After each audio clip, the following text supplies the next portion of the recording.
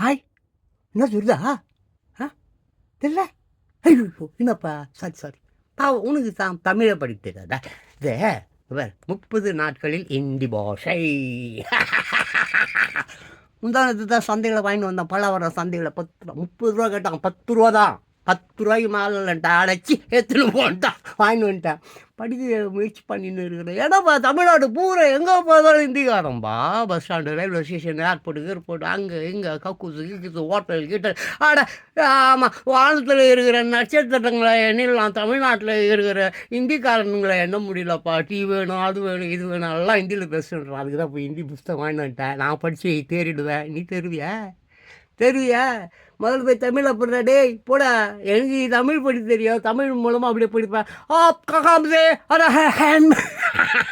நீங்கள் எங்கேருந்து வரீங்க? ஹம் மதராஸ் மே அரஹும். நான் மதராஸ்லேருந்து வந்திருக்கேன்.